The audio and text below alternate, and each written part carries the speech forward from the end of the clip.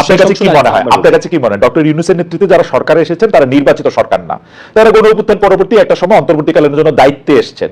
আপনার কাছে কি মনে হয় না যে আমরা যে কোনো সংস্কারই করি না কেন সেই সংস্কারটা করার জন্য আমাদের নির্বাচিত জনপ্রতিনিধি, যেহেতু সংবিধান অনুযায়ী জনগণ হচ্ছে সকল ক্ষমতার মালিক, তো জনগণকেই এই দায়িত্ব নেওয়া উচিত না?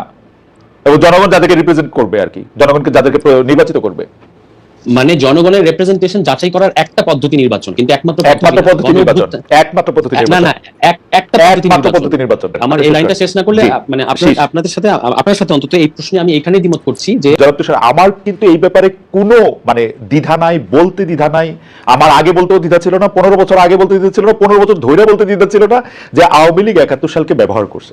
তা আওয়ামী লীগ 71 সালকে ব্যবহার করেছে, এখন আওয়ামী লীগ মুক্ত আমরা একটা 71 সাল চাই, বিজয়ের চেতনাটা চাই, স্বাধীনতার চেতনা চাই, যা থেকে আওয়ামী লীগ বহু গুণ দূরে ছিল। মানে শেখ হাসিনার প্রতিটি কাজ আমি দেখা দিতে পারবো যে স্বাধীনতার বিপক্ষে ছিল, কিন্তু তাই বলে তো 71 যখন আমি বিজয় দিবস পালন করব তখন বঙ্গবন্ধুকে আমি আলাদা করে ফেলবো, আরো 5 জনের সাথে একসাথে করে ফেলবো, জয় বাংলাকে আমার বাদ দিতে হবে ঘোষণা দিয়ে, তারপরে হচ্ছে যে মুক্তিযোদ্ধাদেরকে আমরা ওই সম্মান আর দিব না।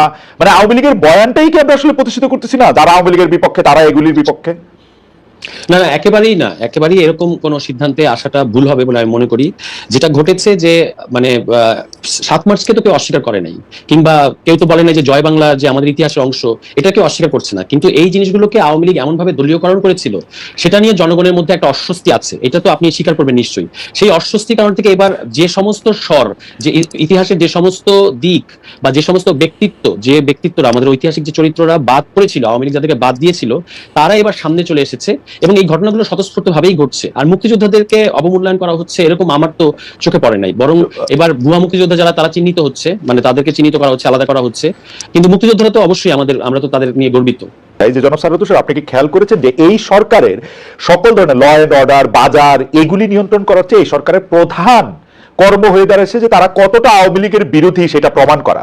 তারা তো কারো কাছে ভোট চাইতেছে না, তাদের তো এই এজেন্ডা হওয়া উচিত না যে তারা কতটা আওয়ামী লীগের বিপক্ষে। এবং আওয়ামী লীগের বিপক্ষে চাইতে গিয়া তারা কিন্তু আসলে আওয়ামী লীগের যে বয়ান ছিল যে ধরেন এই 7ই মার্চ, বঙ্গবন্ধু, এগুলির এগেইনস্টে গিয়া তারা কি প্রমাণ করতে চাচ্ছে সেটা যদি একটু আমাদেরকে একটু বলেন যে এই সরকারের এজেন্ডার মধ্যে এগুলি ঢুকলো কেমনে?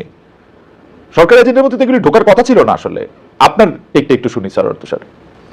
না মানে সরকারের এজেন্ডা এগুলো ঢুকতে পারবে না কেন আমি বুঝতে পারছি না। আর আপনারা যেভাবে বলছেন, নাবিন আপাও বললেন যে এই সরকার পলিটিক্যাল না, আমাদের দৃষ্টিভঙ্গিটা এই ব্যাপারে ভিন্ন। এই সরকার আপনি বলতে পারেন এটা পার্টিজান সরকার না, এবং এটা সেই দলের মধ্যে দল যেভাবে ক্ষমতায় আসে ভোটের মাধ্যমে সে ধরনের একটা সরকার না, কিন্তু এটা গণঅভ্যুত্থানের মধ্য দিয়ে গঠিত একটা সরকার এবং it is out and out political, এই ব্যাপারে কোনো সন্দেহ নেই। এবং এটা ঠিক যে এই সরকারের অনেক কিছু নিয়ে আমাদের অনেক প্রশ্ন আছে এবং অনেক সমালোচনাও আছে। এর মধ্যে যেমন আইন শৃঙ্খলার কথা আপনারা রাইটলি বললেন, এটার অবস্থা খুবই নাজুক, তারপর বাজার পরিস্থিতির অবস্থা খুবই নাজুক, এগুলো সত্যি কথা। এবং এগুলো নিয়ে আমরা ডক্টর ইউনূস সাহেবকে অনুরোধ করেছি এবং তাকে আমাদের দিক থেকে বলেছি যে আপনাকে এই ব্যাপারে টপমোস্ট প্রায়োরিটি দিতে হবে। এগুলো ঠিক আছে, এগুলো নিয়ে কিন্তু এটা না কেন, ওইটা কেন আসছে না এজেন্ডায়, আমি বরং বলবো যে কেন আসবে না। কারণ আপনি বাংলাদেশের অন্তর্বর্তীকালীন সরকার, এই আইডিয়াটা এর আগে কখনো ছিল না। এর আগে আমরা সর্বোচ্চ দলীয় সরকারের বাইরে তত্ত্বাবধায়ক সরকার থেকে অভ্যস্ত। এই অন্তর্বর্তীকালীন সরকার বা অস্থায়ী সরকার ছিল কিন্তু 91 সালে শাহাবুদ্দিন অন্তর্বর্তীকালীন সরকারই ছিলেন, তত্ত্বাবধায়ক সরকার। ওকে, ওইটার কাজ ছিল শুধুমাত্র একটা ইলেকশন আয়োজন করে দেয়া, বাট এই গভর্নমেন্ট কিন্তু সেই ধরনের একটা গভর্নমেন্ট না, অন্তত আমরা সেভাবে দেখতে চাইবো না। এটা দেখতে চাইবেন না সেটা ঠিক আছে, কিন্তু এই সরকারের কাজ কি তাহলে? এই সরকারের কাজ হচ্ছে প্রথমত সংস্কার করা, মানে যে কারণে বাংলাদেশে বারবার এই ধরনের আমরা আটকে যাই, স্বৈরাচারের মুখোমুখি করি। কে দিছে এই সরকারের কাজ? জনগণ দিয়েছে। কেন এটা কি খালেদ ভাই, আমরা একটা গণঅভ্যুত্থানের পরে এই সরকারকে পেয়েছি এবং যে কারণে গণঅভ্যুত্থান করতে হয়েছে, মানে যে কারণে বাংলাদেশে গণঅভ্যুত্থান করতে হয়েছে শেখ হাসিনাকে সরানোর জন্য না, নট জাস্ট দ্যাট। এটা আপনি মনে করতে পারেন, কিন্তু ব্যাপারটা একেবারে এরকম না শুধু শেখ হাসিনাকে সরানোর জন্য এই গণঅভ্যুত্থান ঘটে নাই। কারণ আমরা এরশাদকেও সরিয়েছিলাম এর আগে, তাই না? মানে এরশাদকে আপনি এক দফা এরশাদ তুই কবে যাবি, তো এবারও কিন্তু তাহলে আপনি 34 বছর পরে আবার কেন একটা স্বৈর শাসকের কিংবা ফ্যাসিস্ট শাসকের বিরুদ্ধে আপনাকে দাঁড়াতে হলো কেন? এটা দাঁড়াতে হয়েছে তার কারণ হচ্ছে বাংলাদেশে সরকার পরিবর্তন হয়, নির্বাচনের মধ্য দিয়ে সরকার, যদিও 2008 সালের পরে নির্বাচন হয় নাই, কিন্তু বাংলাদেশের স্বৈরতন্ত্রটা থেকে যাচ্ছে সিস্টেম আকারে। ফলে ওই ব্যাকল্যাশটা ছিল বলে এবার আপনি খেয়াল করবেন, আপনার নিশ্চয়ই মনে আছে। একটু বোঝার জন্য আপনি বলেন, আমি একটু বোঝার জন্য, তার মানে কি এই স্বৈরতন্ত্রটা শুধু শেখ হাসিনা সরকার না, তার আগেও যারা সরকার এসছে, খালেদা জিয়ার সরকার, তারাও স্বৈরতন্ত্র ছিল, এরকম আপনি বলতে চাচ্ছেন? মানে বাংলাদেশে স্টেট আর সরকার দুটোকে আমরা যদি একটু আলাদা করি তাহলে ভালো হবে। যে আমাদের স্টেট কাঠামোর মধ্যে একটা স্বৈরতন্ত্রের বীজ আছে, তারপর সেটা কম বেশি ধরা যাক এর আগেও অনেক অটোক্রেটিক সিদ্ধান্ত, অনেক অটোক্রেটিক কাজ অন্যান্য গভর্নমেন্টও করেছে, কিন্তু অ্যাজ এ হোল তাদেরকে পাইকারি দরে হয়তো সেই সরকারকে স্বৈরাচার বলা যাবে না, কিন্তু স্টেট কাঠামোর মধ্যে সংবিধানের মধ্যে এটা রয়ে গেছে। কিন্তু শেখ হাসিনার সরকার এটাকে একটা ফ্যাসিজমে টার্ন করতে পেরেছে বিশেষত দুটো কারণে। একটা কারণ হচ্ছে যে সংবিধান যেভাবে একচেটিয়া ক্ষমতা এটা, আরেকটা হচ্ছে তার আওয়ামী লীগের কালচারাল এবং ন্যারেটিভের যে শক্তি, এই দুটো মিলে এখানে একটা ফ্যাসিজম তৈরি হয়েছে। এবং আপনার নিশ্চয়ই খেয়াল আছে যে 3 অগস্ট লাখো জনতার উপস্থিতিতে নাহিদ ইসলাম তখন তিনি বললেন যে এক দফাটা হচ্ছে ফ্যাসিবাদের পতন এবং ফ্যাসিবাদী ব্যবস্থার বিলোপ, নয়া রাজনৈতিক বন্দোবস্ত। তিনি কিন্তু এক দফার মধ্যে 3টা পার্ট আছে। এই ফ্যাসিবাদী ব্যবস্থার বিলোপ ঘটানো, অন্তত ঘটানোর রাস্তাটা, রোডম্যাপটা পরিষ্কার করা, এটা কিন্তু এই ইউনূস সাহেবের যে সরকার তার একটা প্রধান এজেন্ডা। আপনারা বলছেন, দুজনেই বলছেন যে এটা হচ্ছে নির্বাচনের রাস্তা ক্লিয়ার করাটাই হচ্ছে সরকারের কাজ, নির্বাচন দিয়ে চলে যাবে। আমরা এটা কিন্তু সেরকম হওয়া উচিত হয় না। শোনেন, ধরেন আমরা সবাই গণতন্ত্রে বিশ্বাস করি, তাহলে গণতন্ত্রে যদি আমরা বিশ্বাস করি তাহলে আমাদের এই ম্যান্ডেটটা, এই দায়িত্বটা গণতান্ত্রিকভাবে নির্বাচিত সরকারের কাছে ছাড়া উচিত না? নাকি আপনি মনে করতেছেন যে গণতান্ত্রিকভাবে ছাড়া নির্বাচিত সরকারও এই সংবিধানে কাঠামোতে থাকলে তারাও ফ্যাসিস্টই হবে?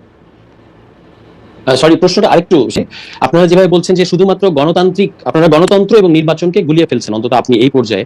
আমরা কিন্তু অবশ্যই মনে করি যে নির্বাচন গণতন্ত্রের একটা পদ্ধতি, কিন্তু যদি স্টেট ডেমোক্রেটিক না হয় তাহলে শুধুমাত্র নির্বাচনের মধ্যে দিয়ে গণতন্ত্র করা যায় না। কারণ যদি তাই হতো তাহলে 2008 সালের পরে নির্বাচনের মধ্যে দিয়ে এরকম একটা ফ্যাসিজমের খপ্পরে আমরা পড়লাম কেন? এটা কিভাবে ব্যাখ্যা করব? মানে স্টেট ডেমোক্রেটিক না হওয়া বলতে আপনি কি বুঝাচ্ছেন? 2008 সালে তো গণতান্ত্রিকভাবেই শেখ হাসিনা নির্বাচিত হয়েছে, তো গণতান্ত্রিকভাবে নির্বাচিত হলে কেউ ফ্যাসিস্ট হবে না? মানে আপনি এটা বলতে গেলে মানে শেখ হাসিনা নির্বাচনের মধ্যে দিয়ে সরকার এসেছিল, এটা বললে আমরা মোর অ্যাকুরেট হবে। হ্যাঁ, নির্বাচনের মধ্যে দিয়ে সরকারে এসেছেন, তো নির্বাচনের মধ্যে দিয়ে সরকারে এসেছেন, পরে ফ্যাসিস্ট হয়েছেন, পৃথিবীতে এরকম অসংখ্য উদাহরণ পাওয়া যাবে।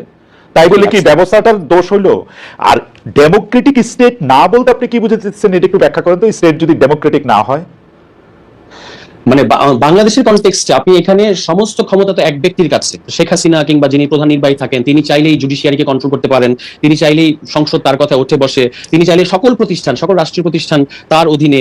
এটাকে আমরা বলছি যে এটা কোনো ডেমোক্রেটিক স্টেটের চেহারা হতে পারত না। আমি আপনাকে একটা উদাহরণ দিই। যেমন ধরুন জুলাই মাসে যখন আন্দোলন চলছিল তখন কে করেছেন এই মুহূর্তে আমার মনে নাই, কেউ একজন রিট করেছিলেন যে এই যে আন্দোলনে গুলি চালানো হচ্ছে এটাকে বন্ধ করার জন্য রিট করেছিলেন। তখন কিন্তু ওই রিটটাকে খারিজ করা হয়েছিল। আমরা যেভাবে বুঝি সেটা হচ্ছে যে আদালতের কাজ কিন্তু যখন সরকার মৌলিক অধিকার হরণ করে তখন তাকে জনগণের পক্ষে থাকতে হবে। এখানে যেটা হয় না, এটার কারণ কি? এটার কারণ হচ্ছে যে এখানে স্টেট ডেমোক্রেটিক না এবং এখানে ইনস্টিটিউশনগুলো স্বাধীনভাবে সিদ্ধান্ত নিতে পারে না। আমি জনাব তুষার আপনাকে আমি জাস্ট একটু অনুরোধ করি যে বাংলাদেশের সংবিধান অনুযায়ী কিন্তু বিচার বিভাগ আলাদা, স্বাধীন। বিচার বিভাগ কারো উপরে, মানে বিচার বিভাগের উপরে কারো কোনো হস্তক্ষেপ থাকার কোনো সুযোগ নাই। উচ্চ আদালতে তো বটেই, বাংলাদেশের সংবিধান এই গ্যারান্টি দেয় বাংলাদেশে কোনো ট্রায়াল কোর্ট, কোনো সময় ট্রায়াল কোর্টের উপরেও নির্বাহী বিভাগের কোনো হাত থাকার কথা না। এটা সংবিধানের কোনো দোষ না, ডেমোক্রেটিক স্টেটের কোনো দোষ না। আমি জানি না যে এটা মানুষের ব্যবহারের দোষ, এটা হচ্ছে আমার টেক।